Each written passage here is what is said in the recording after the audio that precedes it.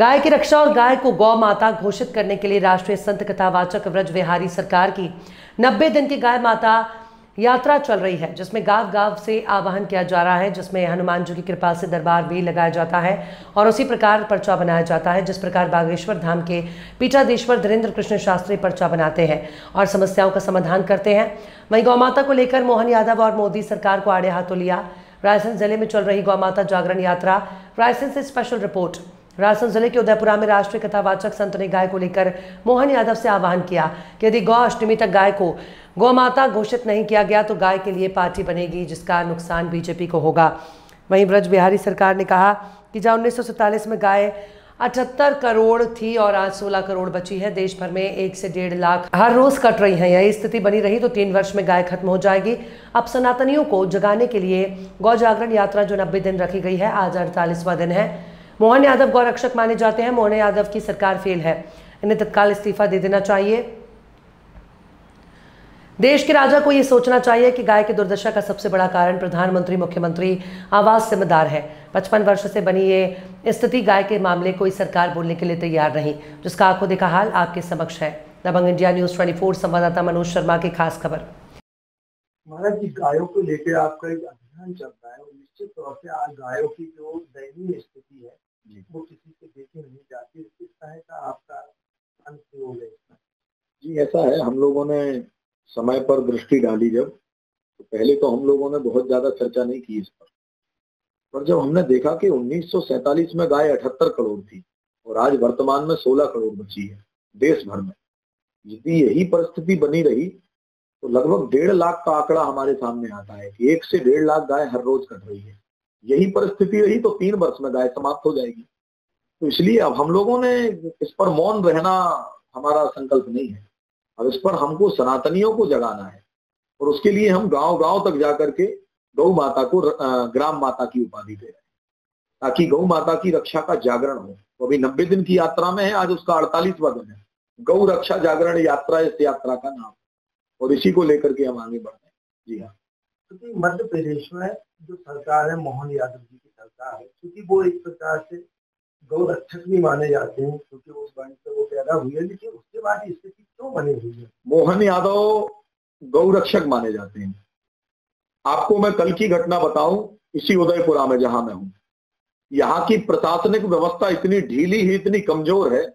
गाय road पे पड़ी हुई है और गौ को मारने वाला आदमी एक गाय नहीं 4 गायों को मारा उसने, और 2 गाय को मारा पहले 300 मीटर दूरी पर, और 300 मीटर दूरी के बाद जो ब्रिज पर चढ़ते हैं जहां लाइट कम से कम 1000 है, उस जगह पर उसने 2 गाय को और मारा, और ऐसे मारा कि उसके चीथड़े गाय के उड़ गए। उसके बाद जब प्रशासन आई तो उसको बड़े सम्मान से, जो गौ तस्कर था, उसको बड़े सम्मान से गाड़ी में बैठा करके और ले जाकर के थाने में प्रस्तुत कर दिया। मैं कम से कम 4 घंटा हमारे साथ में रहे, 4 घंटे तक हम थाने में बैठे रहे। एक धर्मगुरु 4 घंटे तक थाने में बैठ रहा है। उसके बाद उसके साथ क्या हुआ, गौ तस्कर के साथ पुलिस प्रशासन का जो टीआई था उसके मुंह से एक शब्द नहीं निकल रहा था। ऐसी प्रशासन मोहन यादव, यानी मोहन के साम्राज्य में जब से मैं देख रहा हूं ये सरकार आई है, तब से मोहन यादव के साम्राज्य में सबसे ज्यादा गाय के साथ तिरस्कार हो रहा है। शिवनी में आप देखिए 25 टन गाय का मांस बरामद हुआ। क्या हुआ? तीसरे दिन ट्रक की जमानत मिल गई, तीसरे दिन उस आदमी को जमानत मिल गई जो गौ तस्कर थे। उन हत्यारों को जमानत कैसे मिल रही है? मध्य प्रदेश, उत्तर प्रदेश, उसके बाद बिहार, 3 प्रदेशों की बॉर्डर पार करके वो आ गया, उसके साथ कोई दंड नहीं।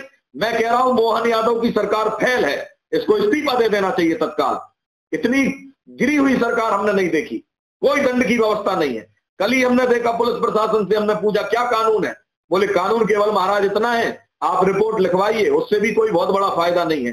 325 धारा लगती है, 325 धारा में आपका वाहन जब्ती में चला जाएगा। उसके बाद उस आदमी को ले जाकर के कल हम कोर्ट में पेश करेंगे, कल के कल उसको जमानत मिल जाएगी, परसों वाहन छूट जाएगा। कौन सा कानून है ये? केवल बातें कर रहा है कि 20 रुपया बढ़ाता हूं, 50 रुपया बढ़ाता हूं। इस्तीफा दे देना चाहिए, हम कहते हैं ऐसी परिस्थिति में यदि नहीं संभल रही है तो कोई वास्तविक सनातनी हिंदू को देना चाहिए सरकार। क्या स्थिति है सरकारों की? केवल मुंह से, मंचों से खड़े होकर के भाषण देना, ये जवाबदारी नहीं है देश के राजा की। गाय के मामले में सही में सोचना चाहिए इसको। हम बहुत दिनों से प्रशंसक थे मुख्यमंत्री के, और जब कल हम रोड पर 4 घंटा एक धर्मगुरु थाने में जाकर के बैठा, आज के पहले कौन गया है पूछना चाहता हूं उनसे। रोड पर जाकर के 4 घंटा मैं बैठा, इसके बाद कोई सुनवाई नहीं हमारी। टीआई के मुंह से एक जवाब नहीं, हमारे पास वीडियो है, प्रमाण है, आपको लगेगा तो हम देंगे इस बात को भी लेकर के। तो इनको, हमको लगता है कि ये सरकार फेल है। जी हाँ। जो दुर्दशा है गायों की, उसकी मूल कारण क्या है हमारे? गाय की दुर्दशा का मूल कारण है कि इन्होंने गौ माता को पशु की श्रेणी में रखा है। यदि ये गाय को पशु की श्रेणी से राष्ट्रमाता का दर्जा दे देते हैं तो निश्चित रूप में गाय सुरक्षित हो जाएगी। भाई, राष्ट्रमाता का राष्ट्रमाता जैसा प्रोटोकॉल भी तो होगा, उनके लिए रहने के लिए एक बढ़िया सुंदर गौशाला होगी। देखिए, आज प्रधानमंत्री आवास दे दिए गए हैं, आवास के नाम पर पैसा दे दिया जा रहा है। अब पैसा कितने के लिए दिया जा रहा है? 2 कमरे के लिए। 2 कमरा आदमी ने बनाए और 2 कमरे के बाद गाय को भगा दिया, जबकि इसमें पैसा बढ़ना चाहिए। पैसा बढ़ाने के साथ साथ एक गाय हर घर में रहे, ऐसी व्यवस्था भी सरकार की तरफ से होनी चाहिए, तब जाकर के घर में एक गौ माता रहेगी। और केवल घर में गौ माता की बात नहीं है, हिंदुओं का दर्जा है कि हिंदू अपने गांव में, घर में, मैं हिंदू हूं, मैं कट्टर हिंदू हूं, तो मेरे घर में गाय रहेगी, ये बात तय है। मैं रोड पे अपनी गाय को नहीं छोड़ूंगा।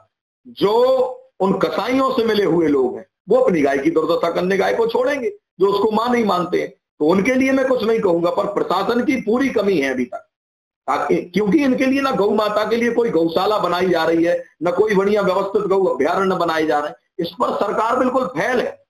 अब बरसात का समय आ गया, अब भाषणबाजी करेंगे लोग खड़े होकर के, फिर एक वर्ष फिर मौन रहेंगे, क्योंकि 1 वर्ष तक गाय दिखेगी नहीं रोड पर, तो 1 साल फिर मौन रहेगी सरकार, उसके बाद बरसात आएगी फिर बोलने लगेगी।